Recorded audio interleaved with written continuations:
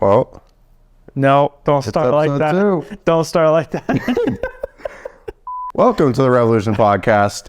I'm Aidan McCormick, Levi, and it's episode 2.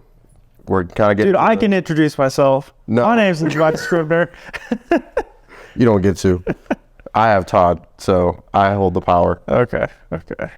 But yeah, today we're going to be talking about a topic that's kind of into the culture of Revlutn, and that is the importance of building a local community, and then kind of how we've gone about that in the past and how we're kind of going about that moving forward.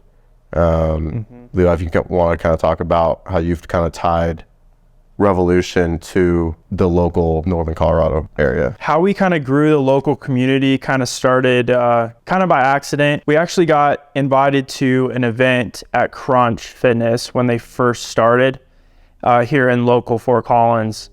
And I didn't really know what to feel about it because I've only done a couple other booths before. And I was extremely scared to be at a booth by myself. But I ended up doing it with a girlfriend and a couple other people that were helping me in the past. And we ended up setting up a booth and kind of set the tone there. And I think we made about $900 to $1,000 that night from the grand opening of Crunch Fitness. So we started seeing a lot more rev inside the gym, and kind of like started our family or just like appearance within that gym. And then we eventually started going from gym to gym. We got invited out to a Crunch in Illinois. So we went out there and kind of showed our face and stuff too. I went out there with Jay, and he'll be on the show sometime soon too. And I barely knew him. I think I knew him for like 2 months, and I was like, hey, I know you're from Illinois. Do you want to go with me? And it was literally like 12 at night. I called him and I was like, do you want to go? And he was like, sure. So we left in I think it was like 2 weeks, 3 weeks, and went out there and had a ball, man. Met a lot of nice people, and our sales pretty much paid for the whole trip, which was nice, and got to meet a lot of cool people, and definitely got sales from the long term from that, and kind of built our presence over there. And then from there, we ended up going to some more crunches here in Colorado, 24-hour fitnesses and stuff like that locally in Fort Collins. And then we ended up finding this gym called Train Station Fitness in Longmont, Colorado, and it was only open for maybe about couple months or so. So we swung by there and immediately fell in love with the gym, fell in love with the culture, and we got to meet the owner, which is George Lopez and Dimitri. So it's a family-owned business, and it was pretty cool. Get to meet them and kind of see their culture, and then kind of mesh Revlutn with that culture as well.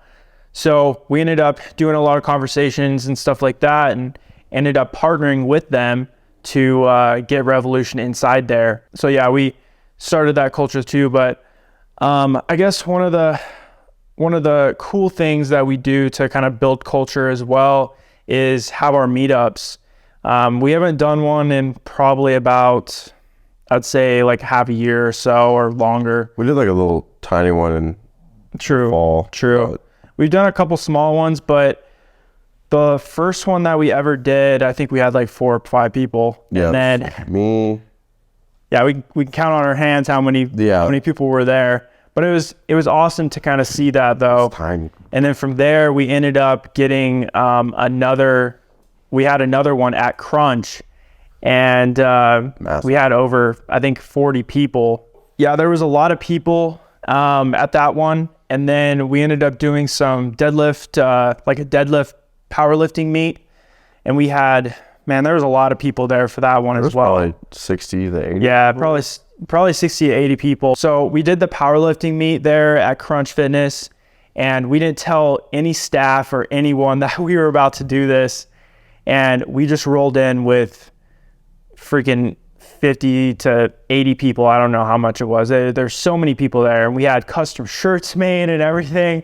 And it was just, the design on those shirts is really nice. yeah, the design was dope. And it was just like, everyone was hyping each other up, and everyone's just like, what the hell is going on? It was we're sick. being so loud, and it's like a circle around people just lifting so fucking There were heavy. probably 20 to 25 PRs hit that day. Oh, yeah. Like people were, Oh yeah. I mean, people were trying weights just for the fun of it, like that they've never even attempted. And Yeah. like seeing people pull like 45 more pounds than they've ever even tried to even attempt was really cool. No, it was a freaking vibe for sure.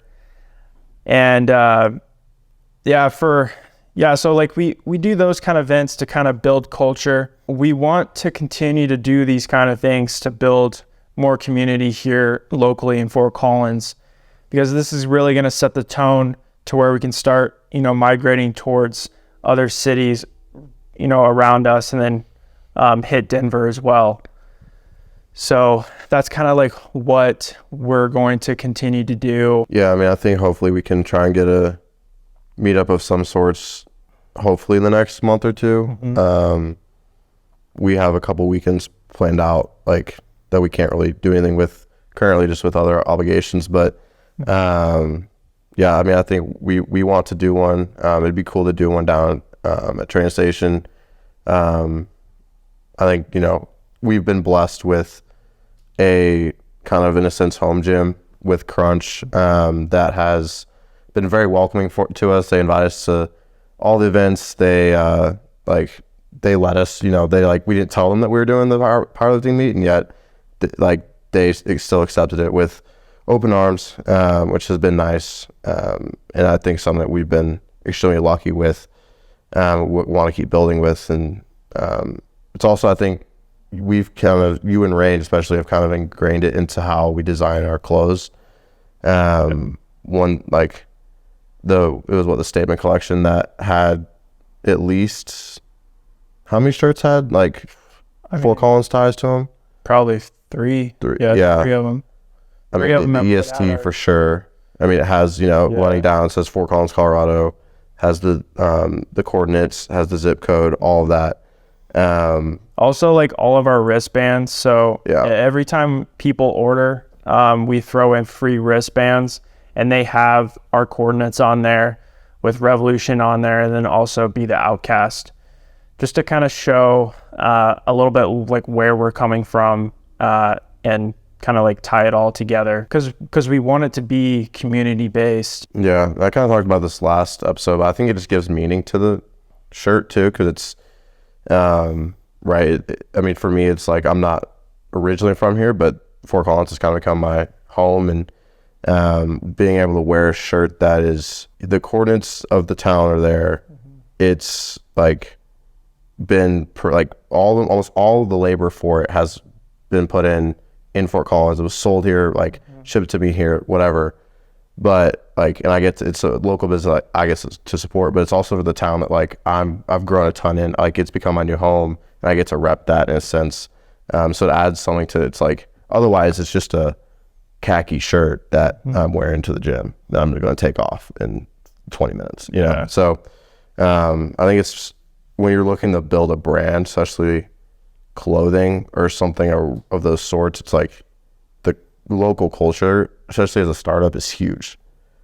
Yeah, I feel like we all kind of band together and kind of collaborate and build together, because when we got approached by train station and kind of meshing our businesses together, and just, if we grow, they grow, if they grow, we grow. And that's the kind of mindset that you want to have with a lot of local businesses around here, or anywhere, is trying to build those relationships, because honestly, it's all about who you know in business.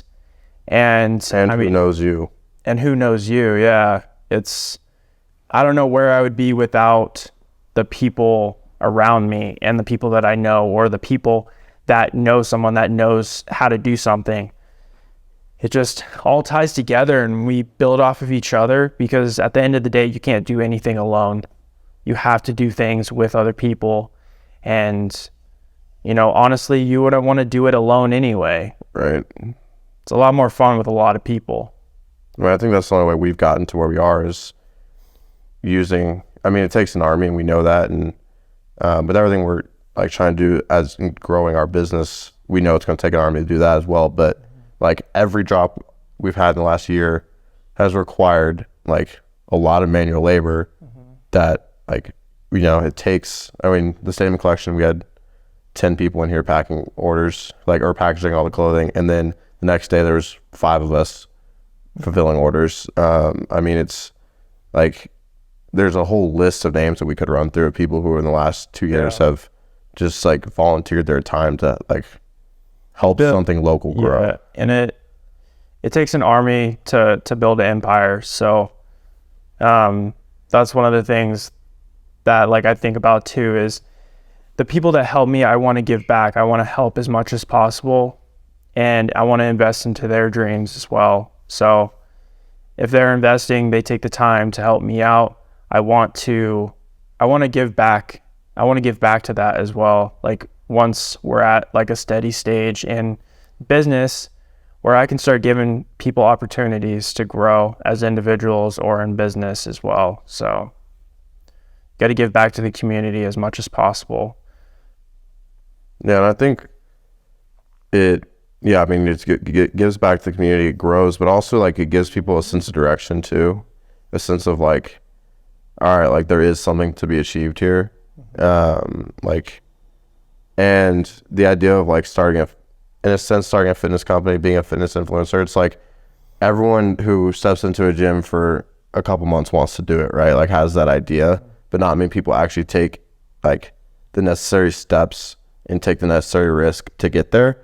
And it's something that you have done phenomenally well. And I think a lot of people see that and are like, okay, I want to attach myself to that, especially locally, and they want to help out, and they know it's going to help them get to maybe that spot that they want to get to, but they also know it's like Levi's the guy from Fort Collins who's doing it. Like I want to help him, right? Like, dude, that Revlutn team is they're the one doing it. Like we want to get behind it.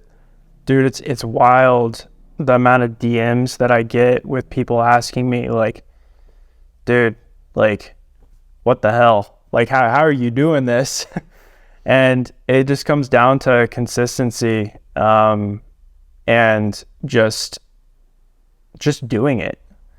So many people complain about, you know, starting or just like, oh, I don't have the best quality yet and stuff like that. And it's just like, just start doing it. It's not if you want to do it, if you want to be successful, you have to submerge yourself into this mindset that I'm going to get it fucking done no matter what.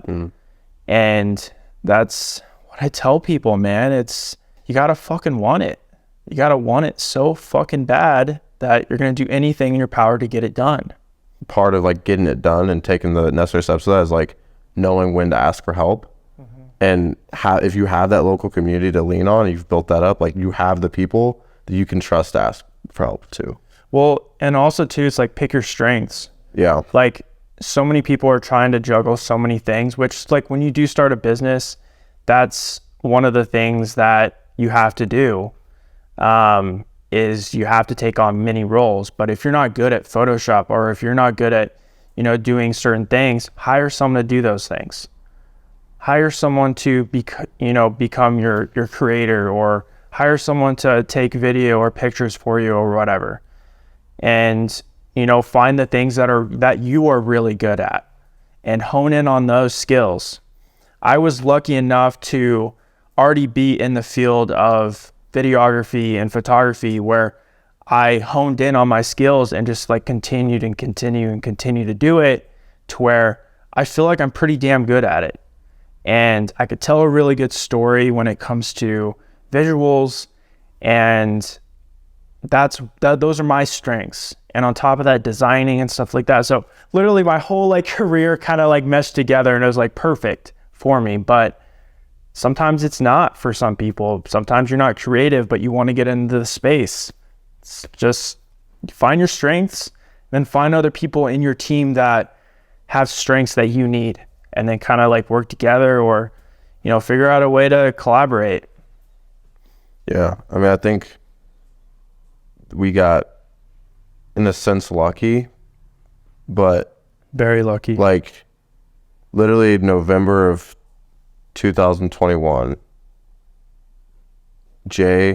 me and Jay, Katie, Rain had come on a little bit before, but it's like the core local team like all came together at kind of one point. And it was like we were all kind of in the position in our lives too where like I think all three of us would testify to this, but like we needed something in a sense to attach to that was like bigger than ourselves in a sense. Like that's cliche, but I mean it's true. It's like we needed something that was like very tangible in the sense of like it's local, it's small, like there's a need for us that we can fill with our individual skill sets.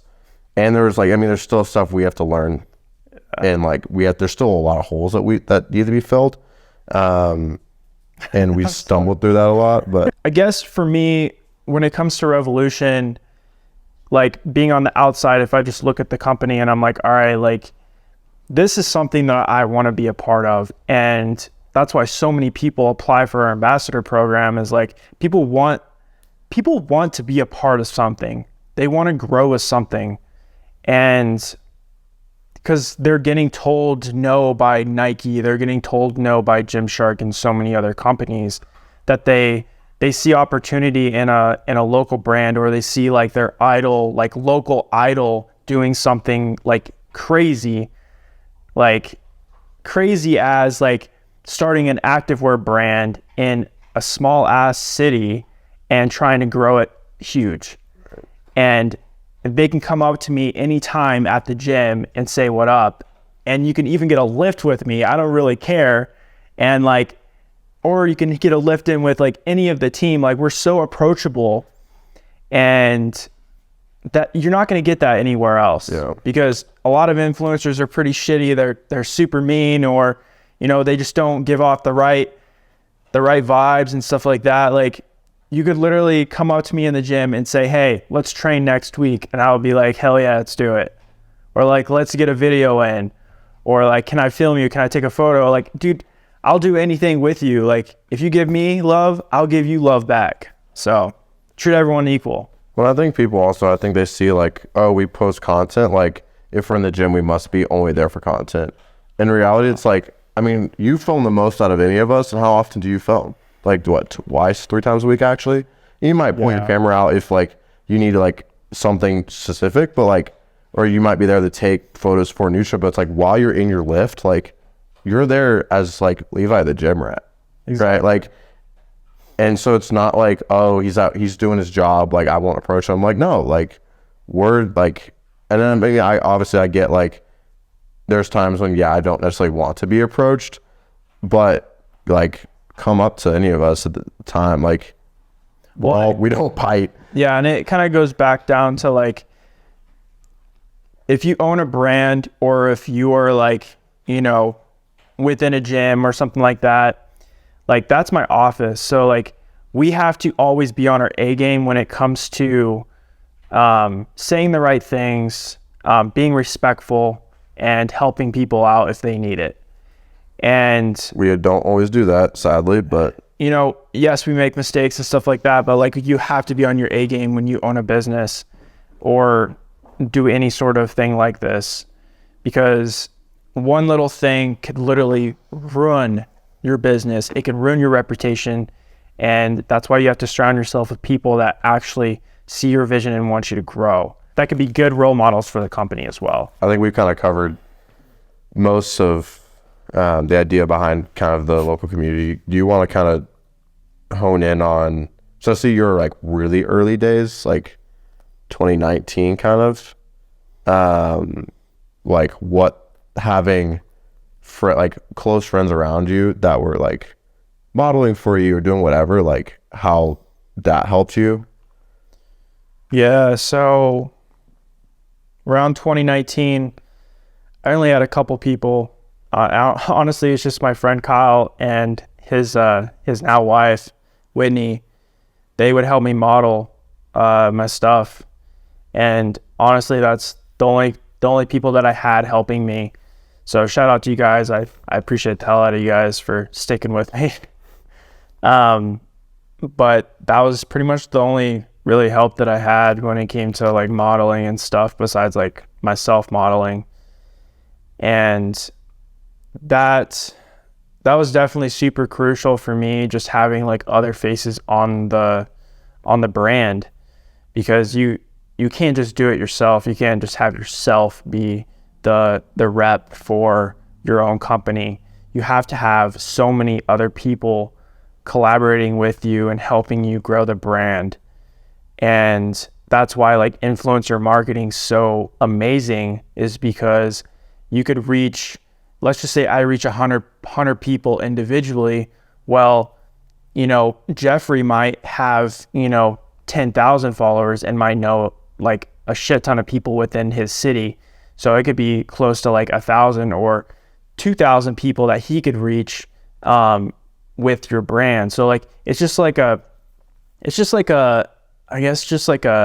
chemical reaction of all these people that you're getting in contact with your brand. So that's that's how you're going to grow as a brand. And it might start off slow like it did for me, but if you just continuously compound with just like all these people and just like help in general, like you're going to be successful. People are going to see your brand. They're going to see your logo, your slogan be the outcast, and people are going to live and embody that as well. I think one of the cool things that we've done too, and you do a really good job of this, is continuing that use of like friends / local people just in our gyms to be models for our stuff on Instagram. You do a really good job with it, especially with Nutra, and how you've been running a lot of the content side for that. And like, I'm just thinking of like, we meet Van in the gym, and like now there's like, you have him doing Nutra, Rev, whatever. Like, I'm just thinking back to like everyone who we had go down to the warehouse in Denver for that shoot. Like, I mean, there were 1, 2, 3, like 3 new faces in that whole shoot. Guys that we had, we'd seen in the gym maybe, and like I'd never talked to, but you had a couple conversations with, and it adds like a diverse look to our marketing, and it's definitely something that we want, but also just like it builds our local community, it builds our local support, and it's like that's someone who's going to be a customer down the line. But yeah, just don't be afraid to ask people for help, especially when it comes to like modeling and stuff like that.